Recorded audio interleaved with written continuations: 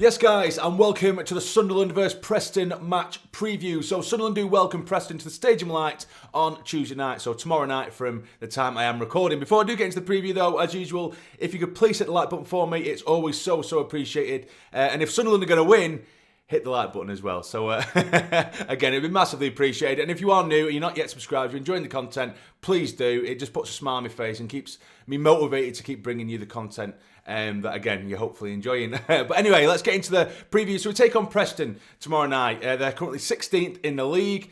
Not a fantastic season, very up and down. If you look at their recent form, they haven't won any of the last 5. The last victory come, I think, about a month or so ago. But if you have a look at these results, particularly since the turn of the year with Preston, they're not getting battered by any stretch of the imaginations. There's so many 0-0s, 1-1s, 2-1s, 1-0s. They're very low scoring games. They're not getting blown away. They're just not quite getting on the right end of these results. At least that's what I'm gauging from these results, just from a neutral standpoint. It seems like they've been quite unfortunate, if anything. And they do have threats, they absolutely do. Of course, they have Emil Reece up top. I think he's got 9 goals this season. Always seems a threat when I've watched him play. So we're going to have to be on it. You know, I've just watched the pre-match presser, and he was asked, Rodgers, if, the teams like Preston who don't necessarily have anything to play for, in terms of, they don't look like they're going to get relegated. It doesn't quite look like they're going to make a late surge for the playoffs. Does it make it easier? And Rodgers, which has pretty much said exactly what I thought, which with these teams, when they don't necessarily have anything to play for, they become this sort of unknown entity and this unknown beast that you don't know how they're going to play. Maybe they don't have that sort of extra oomph and the extra 10% that they might have. They might find that little last bit of energy, sort of last minute towards the back end of games when you are playing for something or you're fighting for something, but you might not quite have that extra 10% if you're just kind of comfortable, if that makes sense. But that's not to say that they're going to roll over, because as we've seen from previous results, they're not a bad side at all. In the FA Cup, they battered Burnley in their derby. Granted, Burnley had a sort of second string side, but still that would have absolutely been a huge momentum shift for them. So, they're not a bad side, is what I'm trying to say, essentially. No Championship side is particularly poor, regardless of league table positions. Now, in terms of injury news, of course, the big one for me was Patrick Roberts. Now, Patrick Roberts went off in a previous game against Cardiff after about 20-odd minutes, and it was a bit of a worry for me. But apparently, he's totally fine. He's come through it, and Rodgers was asked, are you going to risk it, given that it's a 3-game week again? And Rodgers said, well, Patrick is fine, and he only played 20 minutes the other day, so you make your mind up on that one type thing. So for me, it looks like he's going to be starting Patrick Roberts again, which is absolutely fantastic. If he wasn't to start Patrick, I would have maybe preferred to see him put Mayenda on the right and Easter up top, which is maybe a little bit unfair on Mayenda, given he's been doing so well up top on his own there. However, as I've alluded to, Chris Rigg going on the right-hand side, although he's okay, he doesn't offer anywhere near as much as like a Mayenda or a Roberts on that side. I think Rigg's just a lot more inventive and a lot better going down the middle, or as like a sort of 10 type role or an 8.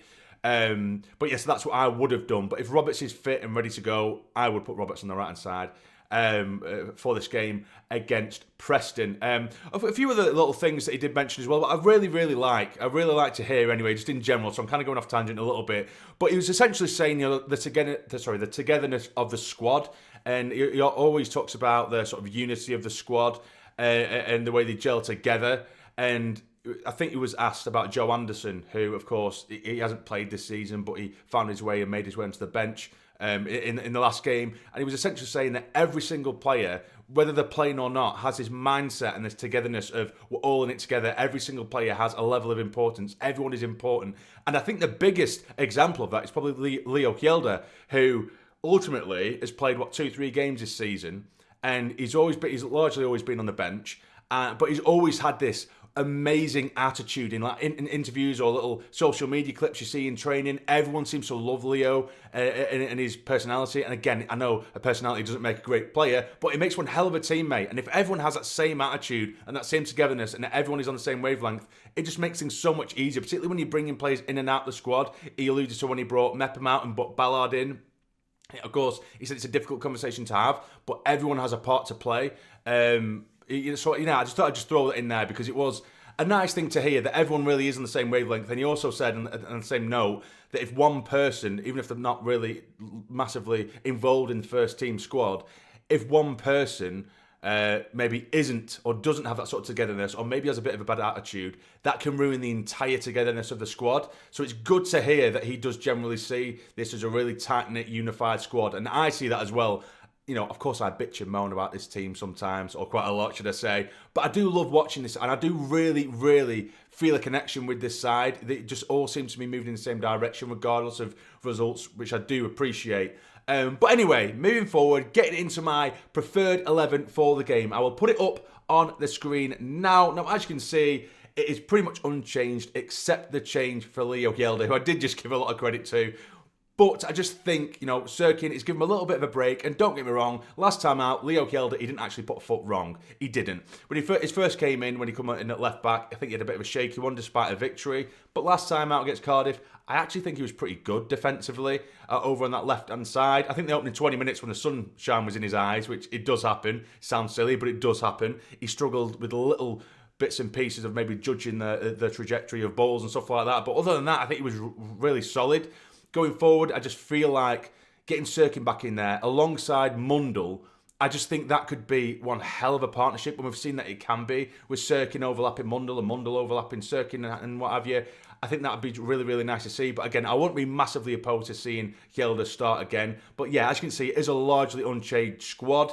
As I mentioned earlier, if maybe he does fancy Roberts to come off the bench because he did pick up a knock, I would probably have Mayenda on the right-hand side and then Isidore up top. You know, he did say Isidore, he has, you know, expressed frustration, but which he wants to see. He wants to see his players frustrated, but Mayenda's come in. He's played very, very well. And again, Isidore is aware of the togetherness, and everyone has this level of importance, as I say. I know I keep on repeating myself, but I just feel like that had to be mentioned. But yeah, so that would probably be my lineup. Some might say, I know I saw some people give Brown a little bit of stick in the last game, but I just think, you know, he's just come back from injury not so long ago. And I really, really do like Brown and what he brings, and have that experienced head in the middle. You know, I think he really does bring something. And against his former club as well, he's going to be chomping at the bit to really impose himself on the game. So I really think that'd be good. However, you know, Brown really does have an affinity with Preston, and he loved his time at Preston. I know he has a lot of admiration for Preston, so maybe he might leave Brown out and just think the emotional side might get the better of him. I can't see that being the case given how experienced he is, but it wouldn't surprise me if he did maybe drop Brown and bring Rigg in and stick him there. Again, wouldn't be opposed to that, but I just really like Alan Brown. So I think that would be my lineup for the game tomorrow night. Of course, let me know down below who you would play. Do you agree with me? Do you not? Again, let me know. Now, in terms of my score predictions, I don't think it's going to be a high-scoring game whatsoever. Preston don't often get rolled over, and I can't see us doing it because I just don't think we're ruthless enough. I do see them scoring, and I'm going to go for a 2-1 Sunderland win. I think Mayenda is going to open the scoring. I think they will equalise, but I think we will get another goal in the second half to make it 2-1. I'll go with Mundle. I think that'd be a really nice one. But yeah, before we do leave as well, one thing, just a bit of optimism to inject into us, right?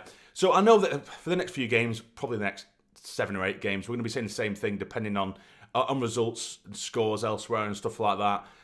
We keep on saying, oh, okay, it's definitely playoffs, and then some people, including myself, have that little smidge of optimism that we might go up into the top 2.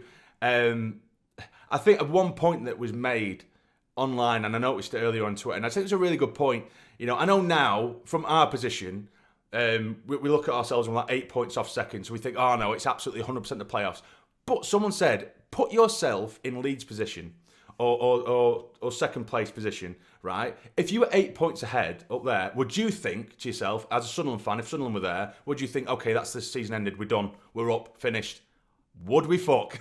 We definitely would not. We would think this is no way near over. So why, because we're in the reverse position, should we start to think, oh no, it's done, it's finished? Granted, it's slightly unlikely, but why down tools now? Do you know what I mean? I think given the next 5, 6, 7 games, then we'll kind of get a better feel for it. But if we keep on winning games, and Regis said, you know, he's neither pessimistic or optimistic. He's just so solely focused on himself, on us, should I say. So he said if we win 7 or 8 games, that gives us, 7 or 8 games out of the 10, we give ourselves a good chance of going up. If we only win 1 or 2, it looks like it could be playoffs or maybe less, depending on what happens around us, you know what I mean? It's one of them, just focusing on us, take it game by game, but just let's get behind the lads, let's get excited. I say that. it's going to be a totally different me, isn't it? If we got twatted 4-0 tomorrow night, and then it will absolutely be playoffs and it's doom and gloom. But we shall see. I just thought that's a bit of food for thought anyway. But anyway, let me know down below who you would play, what your lineup would be, what your score prediction is. It's always really interesting to hear. But if you've enjoyed, hit the like button for me. Take care, stay jammy, away the lads, keep the faith, come on.